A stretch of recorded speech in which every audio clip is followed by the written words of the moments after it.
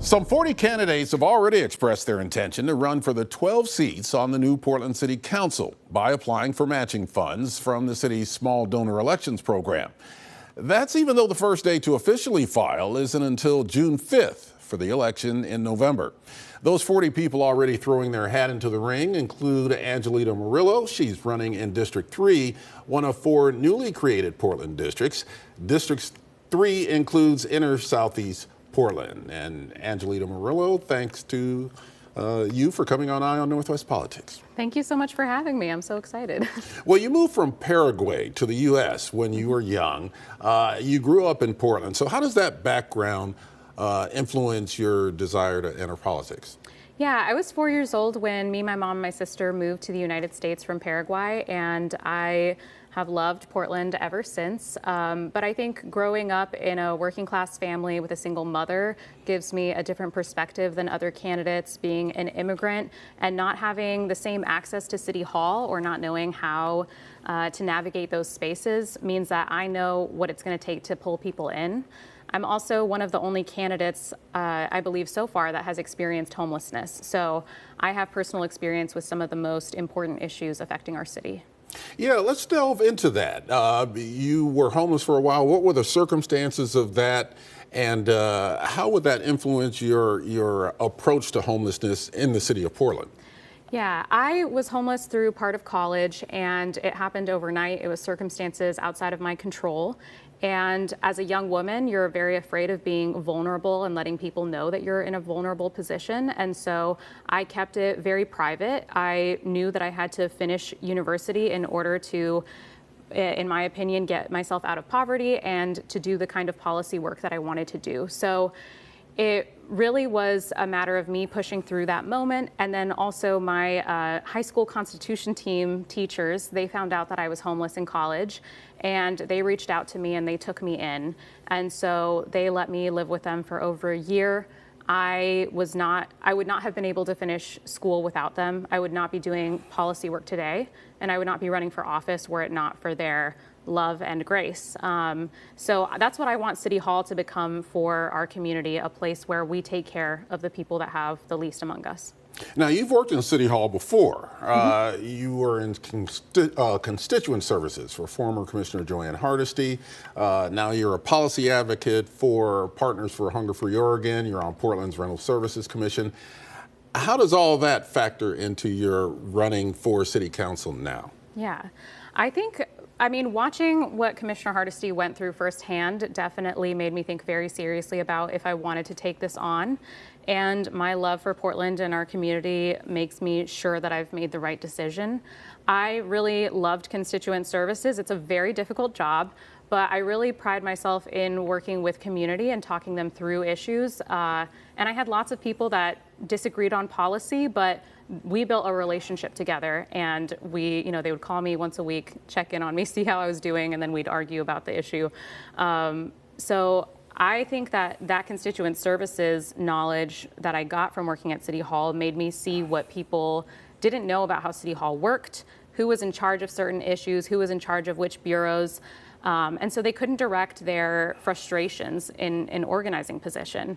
So that information led me to creating a TikTok where I discuss local government and policy. And it has over 31,000 local followers now. And what I found is that people want to know. They want to get to the nitty-gritty details. They want to be included, and we just have to meet them where they are. How has that been as a vehicle for you to communicate with people, TikTok? I think it's one of the best social media platforms that we have right now, because I was able to hear directly from Portlanders for over a year and a half since I created my TikTok about what their top priorities are. I can directly answer their questions in a video response. And on top of that, when I've discussed these issues and broken it down for people, I can let them know, hey, there's a city council budget vote happening. If you care about this issue, you should sign up to testify.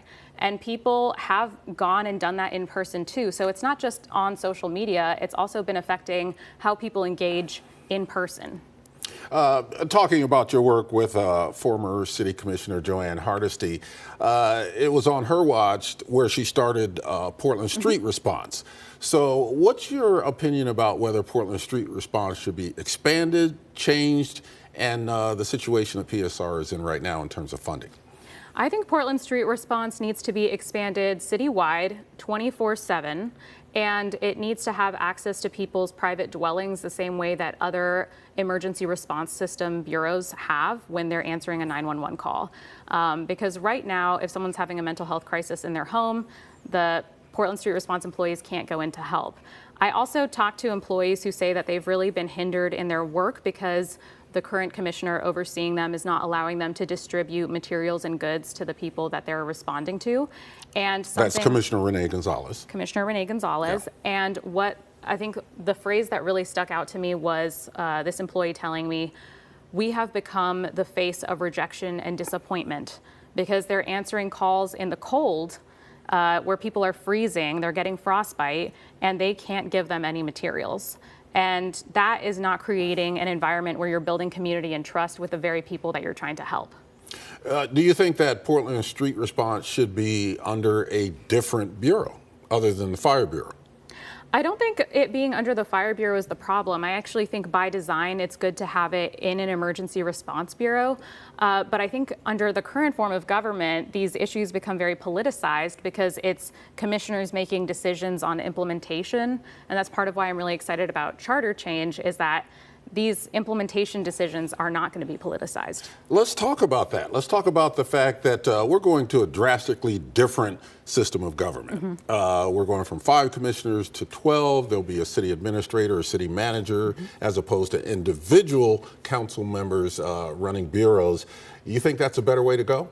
I think it's a much better way to go. I think the fact that we're going to be operating more like a legislature and bringing policy changes, the fact that someone like me could even run like this as someone who's very young, who doesn't have a ton of connections in politics, who's really thriving through the small donor elections program, those are all things that I would not have been able to do in the past. So this is really going to allow more kinds of people who represent Portland better to come into City Hall. With the large number of candidates now, city budget constraints, the small donor elections program is actually giving out less money than they have in the past to the candidates. How does that affect you? I'm not going to lie, it's a little crushing. Right now, I'm leading even beyond the mayoral race in amount of funding, small donations, and individual donations.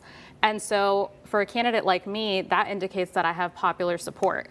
But now I have to rethink about how we're going to budget for my campaign, how much I'm going to pay my campaign manager, because I want her to have a good wage. She deserves that. She brings value to the campaign. And I think a lot of people decided to run because they thought that they were going to have that kind of support. They thought that their funding was going to match that of giants that have influence in the city. And now it's not going to be the same. So I also think the public is grappling with that change because they're donating under the impression that their dollar is going to count the same way. I had some folks tell me that they were skipping meals to donate to my campaign. And so if someone's donating $5, $10, $20, those are people that really care and don't have the same amount of influence in the city, and the city's going to the highest bidder.